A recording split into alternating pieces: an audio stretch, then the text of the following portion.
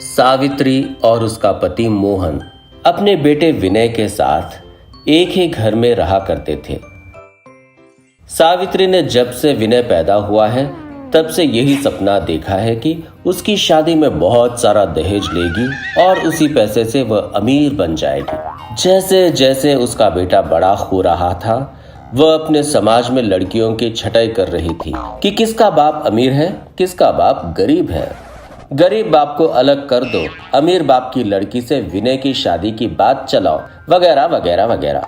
पर विनय एक दिन एक लड़की को घर लेकर आता है और अपनी माँ से कहता है, माँ ये प्रिया है, मुझे इसी से शादी करनी है। अरे मुन्ना, तुम्हें किससे शादी करनी है ये हम बताएंगे। तुम्हारे लिए घोड़ा भी हम लाएंगे, बाजे भी हम बजाएंगे और तुम्हारी बारात में भी हम जाएंगे। और तुम्हारी बारात ये प्रिया के यहाँ नहीं जाएगी, वहाँ जाएगी जहाँ से खूब सारा दहेज आएगा। ऐसा नहीं है माँ, मैं खुद भी कमा सकता हूँ, मुझे दहेज की जरूरत नहीं है। अरे लल्ला, हम कब कह रहे हैं कि दहेज की तुम्हें जरूरत है? दहेज की जरूरत तो हमें है। दहेज की बात तो भूल जाओ माँ। ऐसे कैसे भूल जाए लल्ला? जब से पैदा किए हैं उसी का तो सपना देख रहे हैं। तुम्हें बचपन से इतने सारे कपड़े पहनाए, अच्छे अच्छे स्कूल में तुम्हें दाखिले दिलवाए, बहुत खर्चा हुआ हमारा। वो अंग्रेजी में कहते हैं ना, बहुत इन्वेस्टमेंट किया है हमने तुम पर। अब इन्वेस्टमेंट के रिटर्न की बारी आई तो तुम अपनी घरवाली पसंद करके ले आए। माँ जी, मैं विनय को बहुत खुश रखूंगी। बिटिया, हम जिसे बहू बनाकर लाएंगे वो भी विनय को बहुत खुश रखेगी। माँ जी, आपकी बहुत सेवा करूंगी। देखो राजरानी, हम जिसे बहू बनाकर लाएंगे वो भी हमारी बहुत सेवा करेगी। आपका सारा काम करूंगी माँ जी। हमें अपने लड़के के दहेज में जो कुछ मिलेगा 1000 नौकरानी और रख लेंगे, वो भी हमारा सारा काम कर देंगी। आप ही बताएं माँ जी, मैं क्या करूँ? एक काम करो बेटा, न्यूज़पेपर खरीदो, उसमें मैट्रिमोनियल का सेक्शन में जाओ, उसमें बहुत सारे लड़कों का रिश्ता होगा, उनमें से कोई लड़का पसंद कर लो और हमारी दुनिया से जाओ। हमारा पीछा छोड़ो, हमारे लड़के का पीछा छोड़ो, समझी? बहुरानी बनना है तो बनो, पर किसी और की। घर जाना है तो जाओ, पर किसी और के।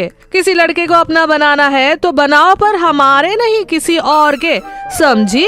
देखो अम्मा, शादी तो हम प्रिया से ही करेंगे। अब तुम चाहोगी तो तुम्हारी मर्जी से करेंगे, नहीं चाहोगी तो तुम्हारी मर्जी के बगैर करेंगे। अब तुम तय कर लो कि तुम्हें शादी में आना है या हमारी शादी की खबर हम भिजवा देंगे। इन्हीं सब के बीच में मोहन भी आ जाता है। अरे सावित्री, इतनी जिद मत करो, अपना ही लड़का है। मेरा मुंह मत खुलवाओ जी। मेरा जो दहेज का सपना है वो पूरा होकर रहेगा। तुम्हें चाहिए तो तुम भी चले जाओ इस घर से, पर मैं जो चाहती हूँ वो होकर रहेगा। अगर विनय चला जाएगा तो दूसरा लड़का मैं गोद लूंगी, उसकी शादी में दहेज लूंगी, पर दहेज तो मैं लेकर रहूंगी। यह सुनकर विनय निराश होकर चला जाता है। उसे इस बात का एहसास हो जाता है कि सावित्री नहीं मानेगी तो वह प्रिया से बाहर ही शादी कर लेता है। और शादी करके जब अपनी माँ को फोन लगाता है, मैंने शादी कर ली है माँ, तुम कहो तो आशीर्वाद लेने के लिए आ जाऊं। रहने दो लल्ला, तुम और तुम्हारी पत्नी हमें मुंह मत दिखाना जिंदगी भर। इतना कहकर सावित्री फोन रख देती है। उसका पड़ोसी आता है। अरे सावित्री भाभी, सुना है विनय ने शादी कर ली। ठीक है, सुना है, तुमने क्यों नहीं करवाई? आपको तो पता ही है, मेरा बचपन से सपना रहा कि मैं अमीर बनूं। अब पति मेरा ऐसा था कि कुछ कमाता ही नहीं, तो सोचा कि बेटे को बेचकर, मेरा मतलब है बेटे को दहेज में पैसा मिलेगा तो उससे अमीर हो जाऊंगी। पर बेटे ने वो करने का मौका भी नहीं दिया। अरे सावित्री भाभी, तुम्हें पता नहीं, तुम्हारी बहू बिलियनेर है, बिलियनेर। वैसे ये बिलियनेर क्या होता है? अरबपति तुम्हारी बहू के पास अरबों रुपए है, तुमने घर आई लक्ष्मी को लात मार दिया। यह सुनकर सावित्री बेहोश हो जाती है। इसीलिए कहते हैं कि लालच में अंधा होने से कुछ नहीं मिलेगा, पर ईमानदारी में कभी कभी उम्मीद से ज्यादा मिल जाता है।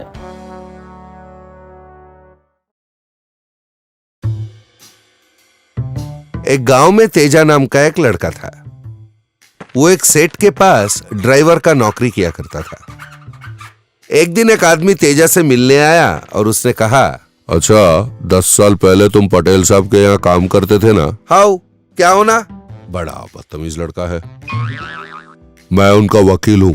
घर पर बीवी से परेशान होकर वो कैलाश भाग गए हैं। ऐसा? तो मैं क्या करूँ? उन्होंने अपनी सारी जायदाद मंदिरों में दान में दे दिया और कुछ पैसे तुम्हारे लिए भी छोड़ गए हैं, तुम ले लो। उसने नोटों से भरा सूटकेस तेजा के हाथों में थमा दिया और चला गया। तेजा ने सूटकेस खोलकर देखा।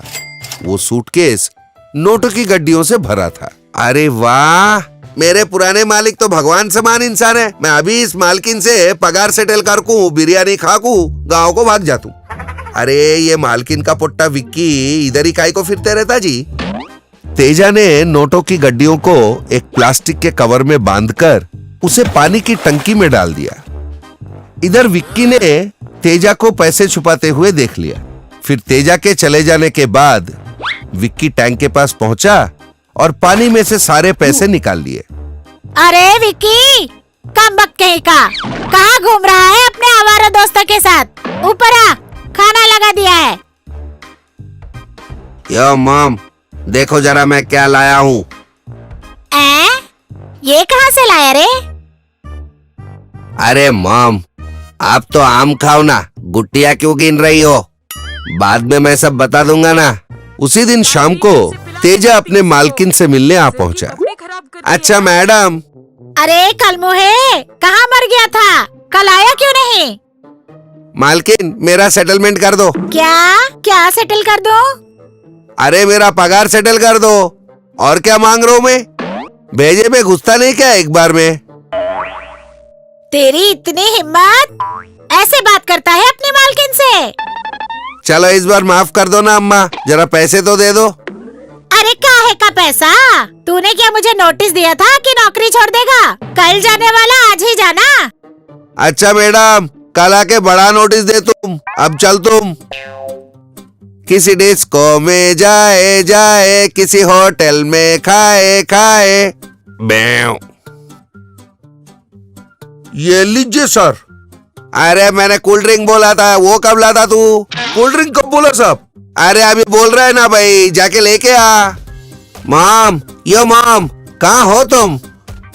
मैं पार्टी में जा रही हूँ, तैयार हो रही हूँ। अच्छा तेजा आया था क्या? कुछ कहा क्या उसने? ये तेजा तेजा क्या है रे? तेजा तेजा? अरे क्या यार मॉम, अब बात करो ना सीधे से। हाँ आया था, पैसे मांग रहा था। मैं क्यों पैसे देने लगी? 2-4 गालियाँ दे के भगा दिया। अरे सही किया है मॉम तुमने। तेजा को उन पैसों की खबर लगेगी भी नहीं। अरे पैसे कैसे मिलेंगे? मैंने उन्हें कहाँ छिपाया है किसी को नहीं पता। कहाँ? अरे अपनी पानी की टंकी है ना, उसी में छिपा दिया। ओह शिट मॉम, ये तुमने क्या कर दिया? तेजा ने भी तो पैसे वही छुपाए, तो मैं भी तो वही से ले आया था। क्या? सत्यानाश! ऐसे ही ज्ञानवर्धक कहानियों के साथ हम फिर मिलेंगे।